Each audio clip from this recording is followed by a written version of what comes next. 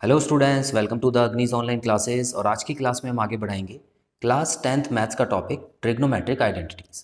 सो students, आज हम practice question 16 करने वाले हैं। और यहाँ पे क्वेश्चन में देखते हैं, लिखा है tan square theta minus sine square theta is equal to tan square theta multiply by sine square theta आपको प्रूव करना है। तो स्टूडेंट्स आइए समझते हैं। तो सबसे पहले यहाँ पे मैंने सॉल्यूशन लिख दिया है और जो LHS है उससे मैं कंटिन्यू करने वाला हूँ। तो यहाँ पे मैंने लिख दिया tan square theta minus sine square theta.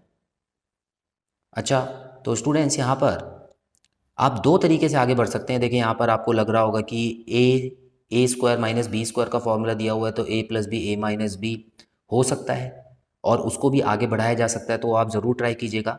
लेकिन मैं यहाँ पर अपना इजी मेथड ही फॉलो करूँगा जिसमें सब सारी चीज़ों को साइन और कॉस में बदलना होता है। तो आइए यहाँ पर देखिए, टेन को मैं क्या कर सकता हूँ students, sign square theta upon cos square theta लिख सकता हूँ। उसके अलावा साइन स्क्वायर थीटा तो एक अलग से मेरे पास है ही। अब मैं इनका एलसीएम ले लेता हूँ। तो यहाँ पे मैं लिखूँगा डिनोमिनेटर में कॉस स्क्वायर थीटा और ऊपर लिखूँगा sine square theta minus sine square और कॉस स्क्वायर थीटा मल्टीप्लाई हो जाएगा। तो इसका मतलब है ये sine square theta cos square theta आ गया है। आई होप इतना क्लियर है स्टूडेंट्स। अब आगे बढ़ेंगे तो यहाँ पर आप देख सकते हैं न्यूमरेटर में साइन स्क्वायर थीटा यहाँ पर भी है, यहाँ पर भी है। तो क्या इन दोनों नंबर्स में से मैं साइन स्क्वायर थीटा को कॉमन ले लूँ?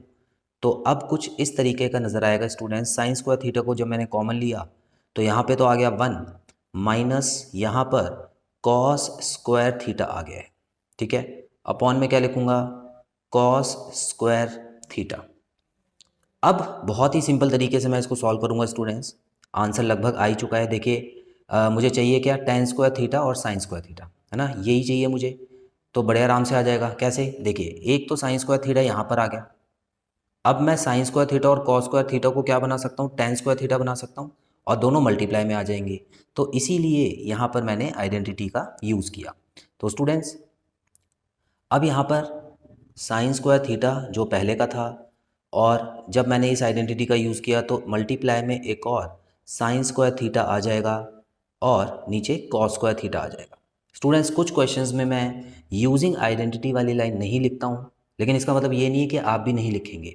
जब भी कोई आइडेंटिटी लगाएं स्टूडेंट्स, आप यूजिंग आइडेंटिटी ज़रूर लिखें ताकि आपको फुल मार्क्स मिल सके।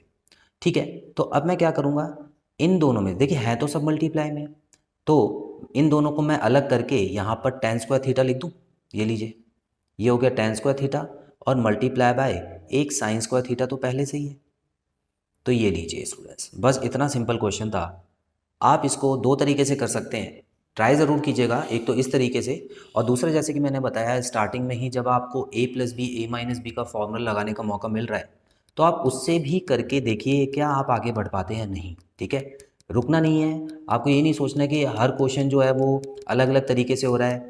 आप खुद अपनी इंटेलिजेंस बढ़ा सकते हैं अलग अलग मेथड को यूज़ करके। तो स्टूडेंट्स आज की क्लास में इतना ही। बहुत जल्द मिलते हैं अगली क्लास में नए क्वेश्चन के साथ। Till then bye bye.